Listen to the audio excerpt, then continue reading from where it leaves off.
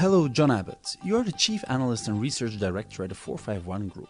How would you actually define virtualization? Well, I'd say it's the splitting up of a computer system into multiple parts, carving up the operating system into usable containers that are isolated from each other. It's something you can use to utilize the power of a system much more effectively than the old model of one application, one server. It is not just about servers, but also storage and networking, desktops, handhelds. How do you explain this abstract concept to less technical decision makers and convince them about the advantages of virtualization? Well, you're just pooling resources together. So instead of thinking of physical machines, you think of virtual resources pooled across the physical assets that you have, with either the servers, the storage pool, or increasingly desktops as well, and in the future mobile as well, mobile devices. How do you evaluate the behavior change from the physical to the virtual world? Do you see the virtualization mindset changing in this respect? Well, I mean, in the past people have held on to their server. We call it server hugging. They like to feel that they own the server and that it's theirs and nobody else's, and they won't share the resources. That mindset is changing, I think, now, partly for economic reasons, partly for flexibility, so that if you need more power at a particular busy point in the month, you're not restricted by that physical server. You can spill over into someone else's server and then retreat back again when you don't need it. So things are changing, and people are looking to purchase services in a different way, IT services, than they have in the past. What would your advice be to those companies and professionals looking for a suitable virtualization solution on how to choose the right technology provider or software vendor?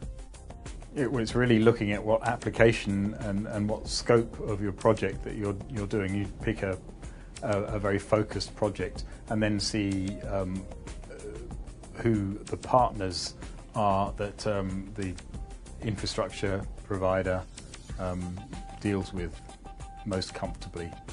So if it's VMware, for instance, there'll be other companies and resellers that work with VMware on specific implementations, and that's probably what you need to start with, someone to package it together for you for the initial project. Are the usability of the current virtualization user interfaces and feature sets of management tools satisfactory? Do you find this industry is mature enough for its new user base? I think people need to get comfortable with the concepts first, and typically they'll do it from the administrator or the test and development people who really will play around with it in the labs, and then they'll start seeing what the possibilities might be, and then that's when it might get into the production environment. Once it gets there, it's not difficult to set up a virtualization environment. It's just getting comfortable with the idea. So you say it's still good practice to set virtualization up in non-critical environments, and once you get comfortable with this new technology, you move it into production? Keep it in the back rooms for the first couple of months and play around and see how it works. That will remain a necessary approach through 2008? If you talk to VMware, they'll say they're now in plenty of production environments, so it has made the leap. But for years, it really was a backroom technology. How would you position open source within the virtualization market? Well, open source has had a major effect on the virtualization market since the advent of open source hypervisors, particularly Xen.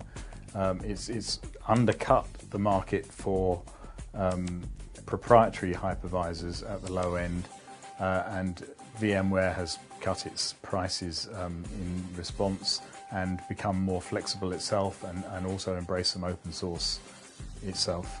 Microsoft has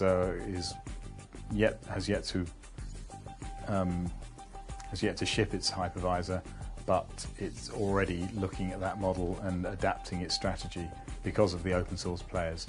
We're looking at a heterogeneous world where there are 2 or 3 hypervisors which will all interoperate to a certain extent. And that's really come from the open source.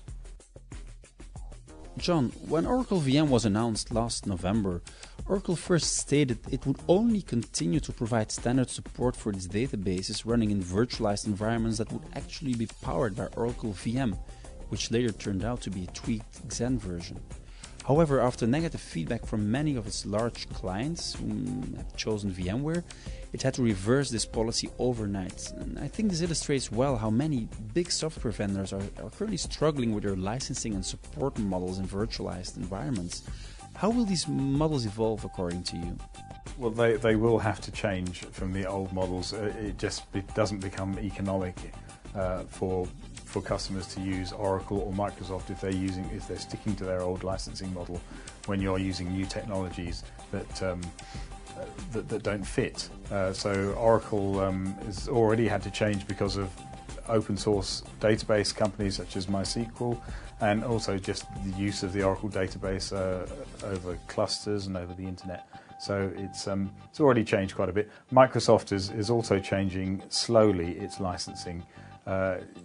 Even in the terminal services world, Microsoft always had a problem with charging too much for operating systems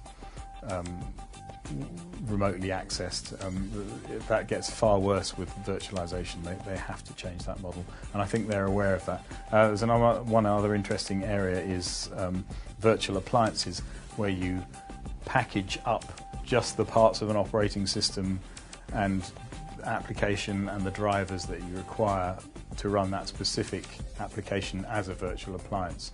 Microsoft can't really participate in that unless it changes its licensing and unless it starts breaking up the monolithic operating system that Windows has been into something else, and it's doing both of those things, but slowly. It takes a long time for something like Microsoft to change.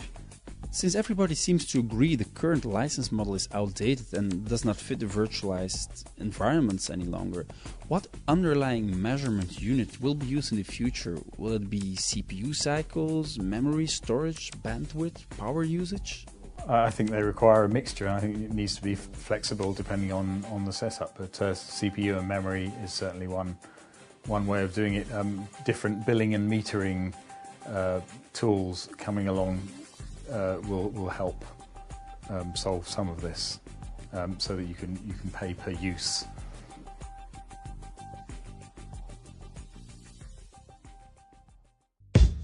Another exclusive interview brought to you by Virtualization.com.